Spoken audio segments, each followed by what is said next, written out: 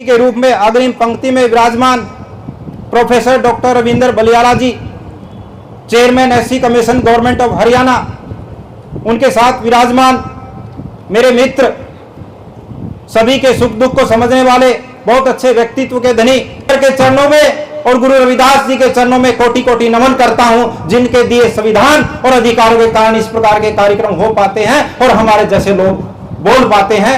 मैं उनके चरणों में कोटि कोटि नमन करता हूं। मैं आयोजक कमेटी का आभार प्रकट करता हूं कि उन्होंने ये जिम्मेदारी मुझे दी कि मैं मेरे समाज के साथ, मेरे परिवार के साथ मैं बात करूं। जैसा कि मेरे पास बैनर पहुंचा, सूचना पहुंची, आज के जो आयोजक है राजू मेहरा जी, उन्होंने एक विषय रखा और मेरे पास एक निवेदन किया कि बाबा साहब भीमराव अंबेडकर के जीवन पर प्रकाश डाला जाए। इन्होंने विषय को लेकर के मेरे से बातचीत नहीं की। पंडाल में बैठे सभी लोगों से मैं बताना चाहता हूं कि ये जो विषय है, इन्होंने कहा कि बाबा साहब भीमराव अंबेडकर के जीवन पर प्रकाश डाला जाए। मेरा ये मानना है कि उनका जीवन तो त्याग और संघर्ष से प्रकाशित है। असली अगर बात है तो उनके जीवन से हमें प्रकाशित होना है, वर्तमान को समाज को प्रकाशित करना, ये बड़ी बात है। जहां तक जयंतियों की सार्थकता का सवाल है, जयंतियों के उद्देश्य का सवाल है, मेरा अपना ये मानना है कि किसी भी महापुरुष की जयंती जो है वो पूरे समाज के लिए एक आत्म मंथन का दिवस होती है, एक सोशल ऑडिट करने का दिन होता है कि क्या हम इन महापुरुषों बाबा साहब भीमराव अंबेडकर के दिखाए मार्ग पर हम कितना चल पाए, ये आत्म मंथन करने का दिवस है, ये मूल्यांकन करने का दिन है। मैं अधिक नहीं बोलूंगा बाबा साहब के गुणों पर, उनके व्यक्तित्व पर, उनके त्याग पर, उनके संघर्ष पर, उनके मानव की पूरी गाथा को कुछ समय में नहीं बयान किया जाता। मैं केवल 2-3 घटनाओं का ही यहां जिक्र करूंगा। पहली घटना है 14 जुलाई 1942 की, नागपुर में 70,000 लोगों की भीड़ को बाबा साहब संबोधित कर रहे थे। भीड़ में बैठे सभी बुद्धिजीवी, मातृशक्ति, बच्चे, छात्रों से मैं निवेदन करना चाहूंगा कि जरा वो इस बात पर ध्यान दें। वहां उन्होंने भरी भीड़ को एक शिक्षा दी थी। एक व्यक्ति ने बाबा साहब से प्रश्न किया था कि बाबा साहब हमारे साथ शोषण होता है, भेदभाव होता है, तो आप बताएं समाधान क्या करें। तो जो उन्होंने उत्तर दिया मैं उसकी तरफ ध्यान देना चाहता हूं। बाबा साहब भीमराव अंबेडकर ने, एक उपनिषद में एक कथा आती है बकरी के बच्चे की, 1 मिनट में बताना चाहूंगा। एक बकरी का बच्चा भगवान के पास जाता है और भगवान से प्रश्न करता है कि सभी जीव आपकी संतान है, फिर ये ईर्ष्या क्यों, ये भेदभाव क्यों, एक दूसरे को नीचा दिखाने की भावना क्यों? ये बकरी के बच्चे ने भगवान से प्रश्न किया। तो भगवान ने जो उत्तर दिया वो पूरे समाज को ध्यान देने की जरूरत है, कमजोर समाज को ध्यान देने की जरूरत है, जिसकी तरफ बाबा साहब ने इशारा किया था।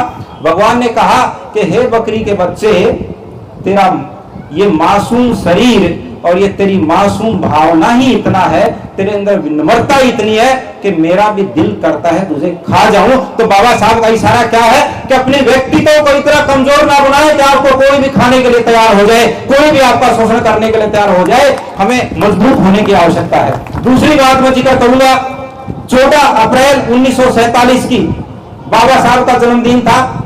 उन दिनों मद्रास से जय भीम नाम का एक पत्र जो प्रकाशित होता था और पत्र के एडिटर बाबा साहब के पास आए। उन्होंने कहा कि बाबा साहब आपका जन्मदिन है, आप विशेषांक निकाल रहे हैं, इस पर कुछ संदेश दीजिए। तो संदेश 1 मिनट का मैं बताना चाहूंगा। बाबा साहब ने कहा था कि मैं व्यक्ति पूजा का बिल्कुल विरोधी हूं। आज जयंतियां चित्तर की पूजा तक सीमित होकर के रह गई हैं और बाबा साहब के चरित्र से शायद समाज दूर हटता जा रहा है। ये आत्ममंथन करने का दिन है। तो बाबा साहब ने कहा था व्यक्ति की पूजा ना की जाए, उनके विचारों की पूजा की जाए। और अंत में मैं उनका बताना चाहूंगा 31 जुलाई 1956 जो उनकी जीवन यात्रा पूरी होने से पहले का जो अंतिम संदेश था समाज को, नानक चंद रत्तू जो उनके पर्सनल सेक्रेटरी थे, बाबा साहब के बारे में सबसे ज्यादा जानते थे शायद धरती पर उनसे ज्यादा कोई जान पाया। तो नानक चंद रत्तू एक दिन बाबा साहब रो रहे थे, उनके पास गए, बोले बाबा साहब आपकी आंखों में आंसू क्यों है, आप उदास क्यों हो? बाबा साहब जिन्होंने जीवन भर संघर्ष किया, त्याग किया, जो डरे नहीं, एक शाम को उनका मस्तक झुका हुआ है, आंखों में आंसू है और उदास है चेहरा, रो रहे हैं। और नानक चंद रत्तू से पूछता है कि आपके आंखों में आंसू क्या है? तो अंतिम बात कहकर के अपना विराम करूंगा। जो उन्होंने उत्तर दिया वो सबके लिए एक चेतावनी है, एक मूल्यांकन करने का ये दिन है। उन्होंने कहा नानक चंद मैं इसलिए उदास हूं, मेरी आंखों में इसलिए आंसू है कि जो कारवा समाज का आज दिखाई दे रहा है, बड़े कठिनाइयों, संघर्ष और त्याग के बाद मैं इसको यहां तक लाया हूं।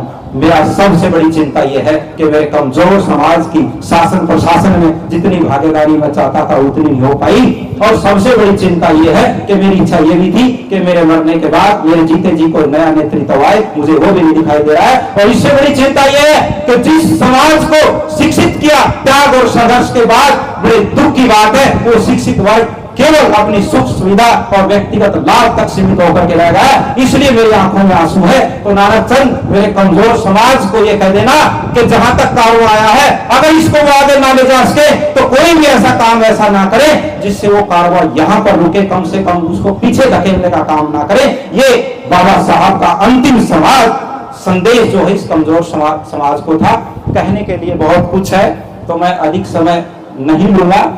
हम सब प्रेरणा ले और बाबा साहब के जीवन पर चलते हुए कुछ ना कुछ अपने स्तर पर समाज को आगे बढ़ाने की बात करें और सभी जातियों से प्रेम बढ़ाएं, सामाजिक समरसता पर विशेष जोर दें। पूरी दुनिया अपनी है, बाबा साहब किसी से ईर्ष्या करने की बात नहीं कहते। इसी वाणी के साथ एक बार फिर मैं नमन करता हूं और मैं धन्यवाद करता हूं आयोजक कमेटी का जिन्होंने मुझे समय दिया। जय भीम, जय भारत।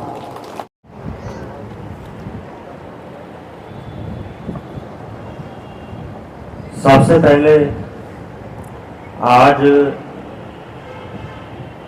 जो महान शख्सियत जिनकी हम 134वीं जयंती मना रहे हैं, उनके नाम का हम स्मरण करेंगे, जयघोष करेंगे और उनको याद करेंगे, उनको नमन करने का काम करेंगे। बाबा साहब डॉक्टर भीमराव अंबेडकर अमर रहे, अमर रहे। बाबा साहब डॉक्टर भीमराव अंबेडकर अमर रहे, अमर रहे। आज के इस बहुत ही भव्य समारोह की आयोजन समिति डॉक्टर भीमराव अंबेडकर समाज सेवा समिति भिवानी और यहाँ उपस्थित नगर परिषद भिवानी के चेयरपर्सन प्रतिनिधि भवानी सिंह जी, सूर्या प्रताप जी और आयोग में मेरे बहुत ही सम्मानित साथी, मेरे छोटे भाई, आपके भिवानी की शान भाई विजेंद्र बड़गुजर जी, आयोजन समिति से जुड़े हुए सभी सदस्यगण, साथियों, मुझे जैसे ही हमारे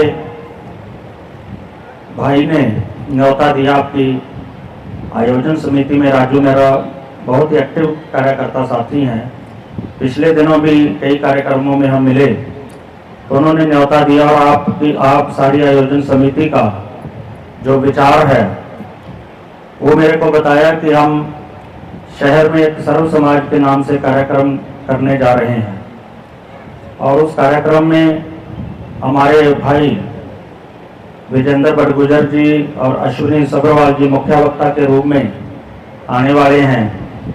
तो उन्होंने जब हमें न्योता दिया तो कहने लगे कि क्या आप भी आ सकते हैं। मैं क्या, भी कार्यक्रमों की व्यवस्था तो बहुत है, क्योंकि ये एक ऐसा कार्यक्रम है हर गांव में, हर गली में, हर शहर में, मोहल्ले में मनाया जाता है। तो हमारे रतिया के अंदर भी, फतेहाबाद के अंदर भी बहुत से कार्यक्रम थे, लेकिन आप लोगों का, आपकी आयोजन समिति का, राजू मेरा भाई का और आप सभी का, विजेंद्र जी का, अश्विनी जी का वो जो प्यार है यहाँ खींच के लाया और इसलिए आप में मुझे शिरकत करके इस कार्यक्रम में बहुत खुशी का अनुभव हो रहा है। साथियों, प्यारे बच्चों, बाबा साहब के ऊपर बोलने के लिए बहुत कुछ है। जो उनका संघर्ष है, इस तरीके से 14 अप्रैल 1891 को उनका जन्म हुआ।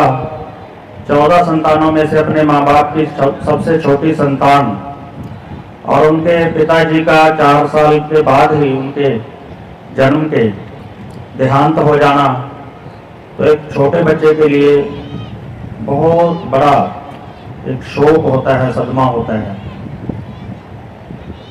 फिर भी ऐसी परिस्थितियों में भी वो आगे बढ़े, तो उसका कोई कारण था कि बहुत प्रतिभाशाली थे।